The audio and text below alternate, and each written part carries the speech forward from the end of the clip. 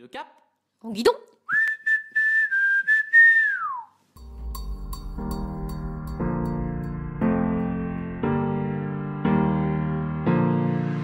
Namasté, namasté. Salut à toutes.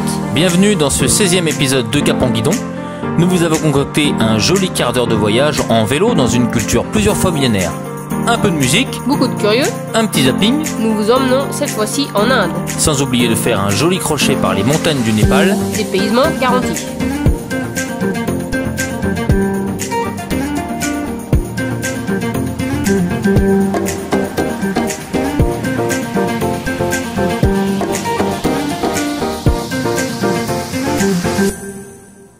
Afrique, Amérique latine, Europe, Moyen-Orient, un point de situation s'impose après 52 500 km et plus de 3 ans de voyage.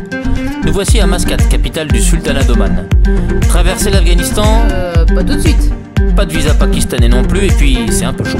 Bon, nous décidons de nous téléporter par avion vers New Delhi, dans le nord de l'Inde. Choc culturel, droit devant.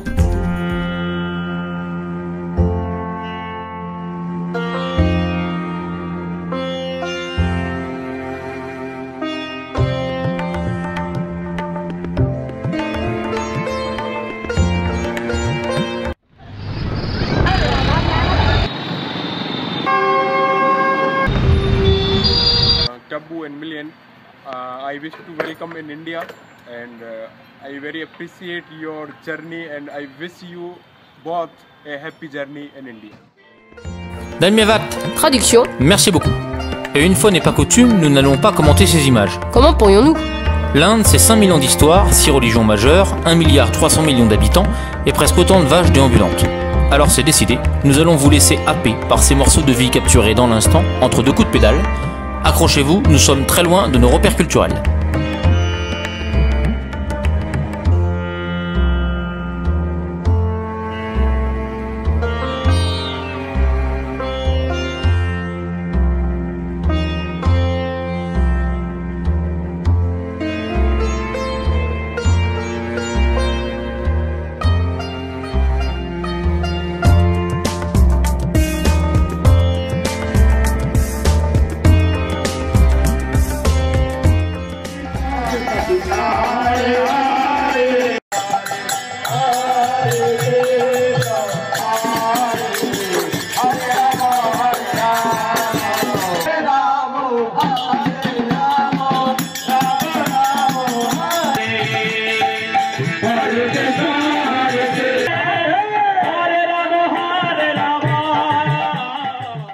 Ah si, quand même, un petit mot.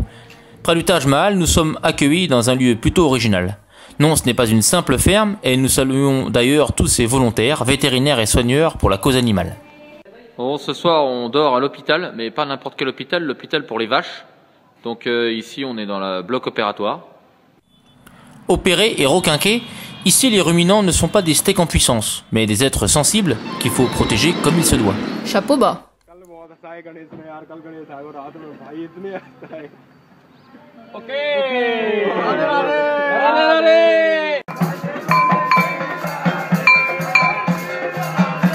Allez, on reprend la route en direction des campagnes de l'Uttar Pradesh et de l'immense plaine du Gange. Sous la protection des dieux, nous allons y rencontrer une population touchante qui se démène pour survivre autour d'une agriculture de subsistance et de petits boulots de la rue. Petit aperçu.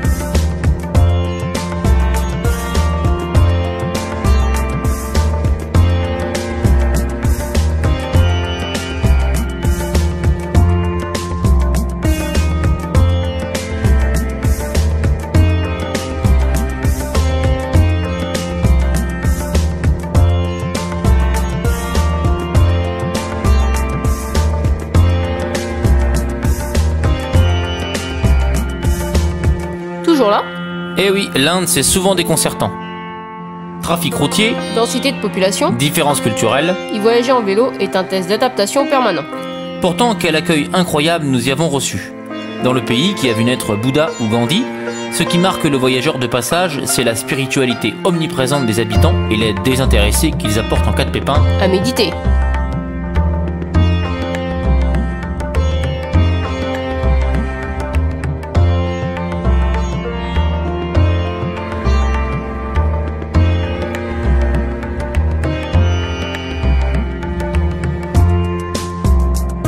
Loupé!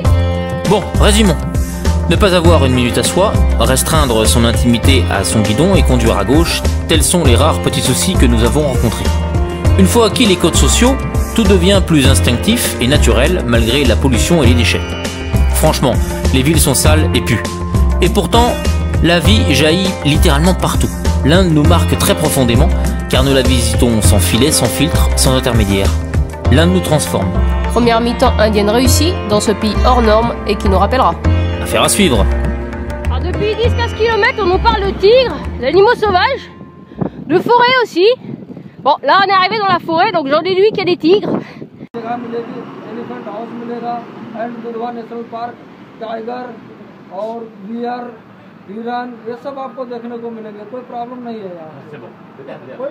Ok, by bicycle. No problem, thank you.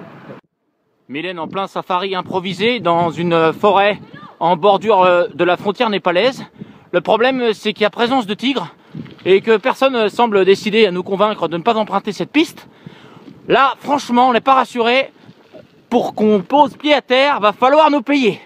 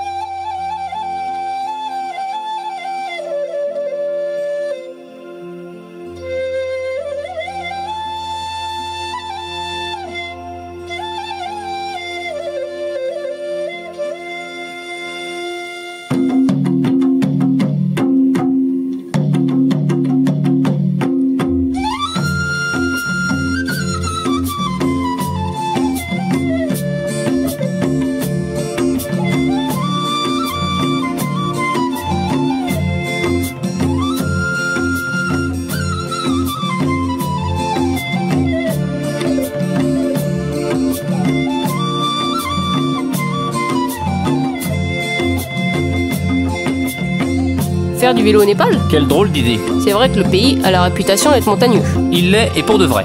Avec les sommets les plus élevés de la planète, le Népal va nous donner du fil à retordre. Mais pour l'instant, nous profitons encore un peu du Tirail, dernier espace à peu près plat, avant de nous enfoncer dans les vallées himalayennes.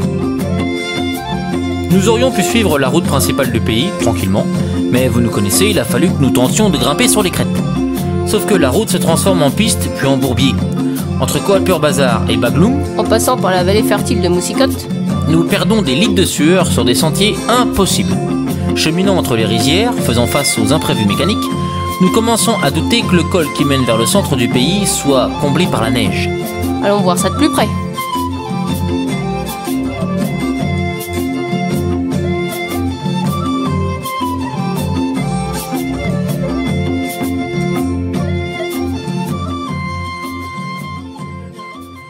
Nous voilà à Rokumkot, c'est à la fin de la piste, normalement, au pied du col. Bon, on nous parle de neige.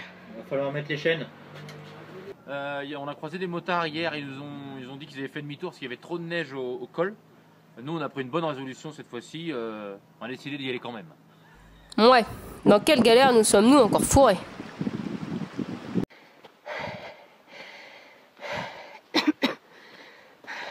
Heureusement, la piste est déneigée. On a réussi à passer la majeure partie du col sur une piste franchement potable comme ça. Par contre, là, il caille et il y a du gros temps qui arrive derrière nous, donc il faut qu'on se magne pour redescendre vite. Au Népal, nous avons connu la chaleur de la plaine et aussi le gel des hauteurs. Nous avons pu expérimenter la pratique du vélo-ski, pratique encore très peu reconnue dans le pays.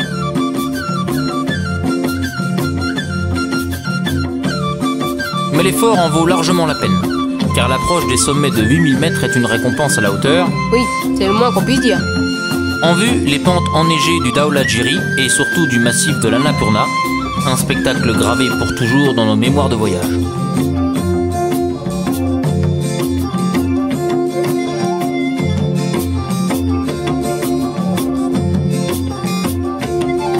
Petit bémol, Nous n'avons pas réussi à percer la glace avec les Népalais. Peuple paisible et humble, nous devons pourtant reconnaître qu'il est aussi très habitué aux touristes, trekkers, alpinistes ou philanthropes, venus des quatre coins du globe. alors timide ces Népalais? Sans doute. En tout cas, nous pouvons dire que nous avons campé un sacré paquet de fois. Faudra rester dans le pays plus longtemps pour apprécier l'accueil népalais à sa juste valeur. La casse mécanique prenant une tournure délicate, nous redescendons en plaine chercher du matériel. Devoir éviter aussi les tatas. Alors les tatas, c'est d'énormes camions qui nous frôlent dans tous les sens. De toute façon, il faut sortir de la route si on ne veut pas finir sous les roues.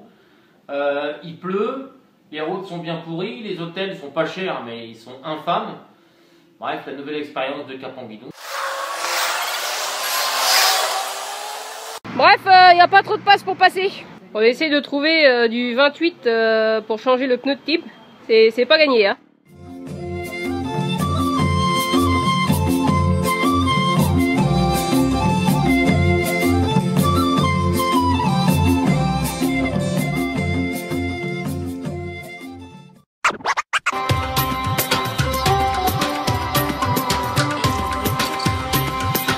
West Bengal, Assam, Nagaland, Manipur, quatuor des provinces indiennes sur la route de la Birmanie. Les femmes portent toujours le sari coloré, l'hindi est plus nuancé et les températures s'élèvent progressivement. Nous sommes accueillis spontanément de très nombreuses fois par de familles indiennes d'une hospitalité sincère. Nous dormons parfois au commissariat, parfois dans une mission catholique, parfois dans la maison de la communauté. partout cette spontanéité attachante du peuple indien. আপনারা আমাদের বাড়িতে এসেছেন আমার শহর আলিপুরদুয়ারে আমরা খুব খুশি হয়েছি আমাদের বাড়িতে যতদিন ইচ্ছা থাকতে পারেন থাকবেন আমাদের শহরটা ঘুরে দেখবেন আমাদের ইন্ডিয়া আপনাদের ভালো লাগলে আমরা খুব খুশি হব অনেক ধন্যবাদ আপনাদের And best of luck to Thibaut and Milene. Best of luck. Very good.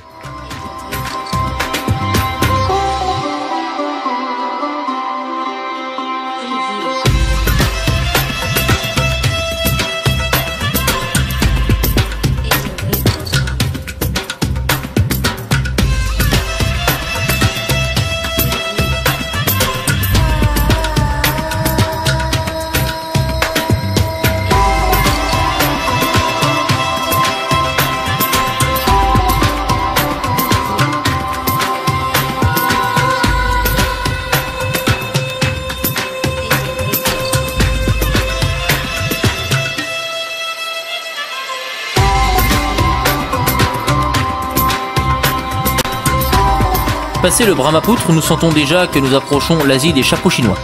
Les yeux se brident et les coutumes changent.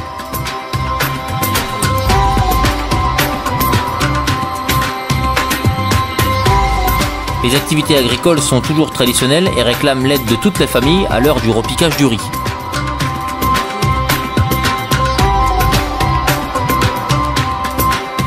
Un dernier pli de montagne nous sépare désormais de la frontière birmane. Avant cela, un petit zapping.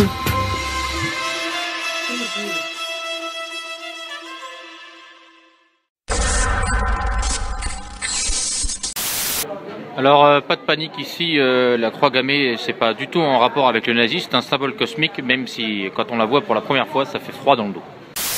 Bon, les familles se levant très tôt en Inde, bah du coup nous aussi. Et ce matin on se retrouve dans le brouillard, on espère qu'on va pas percuter une grande vache sacrée.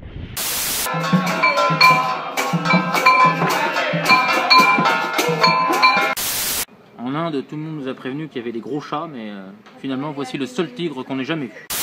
Les lignes télécom en Inde, très locales, mais apparemment ça fonctionne.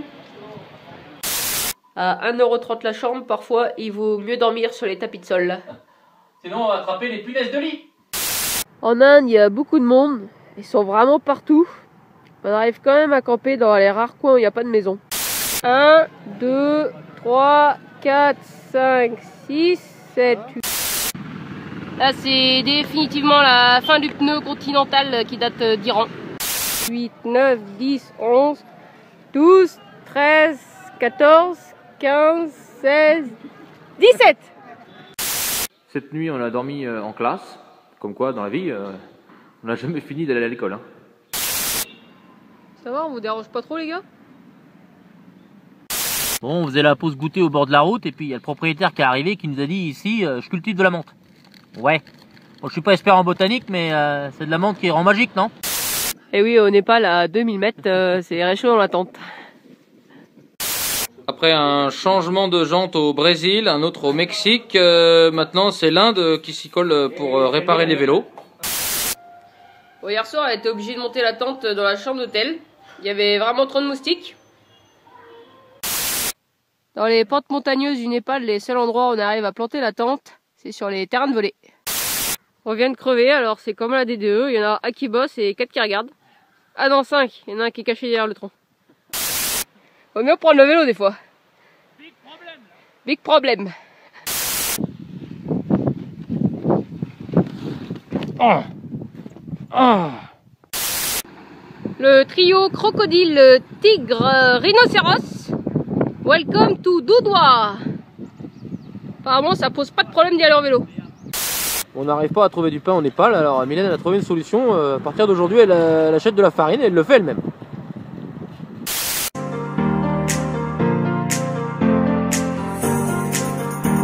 Voilà, l'Inde et le Népal en vélo, c'est dans les rétros.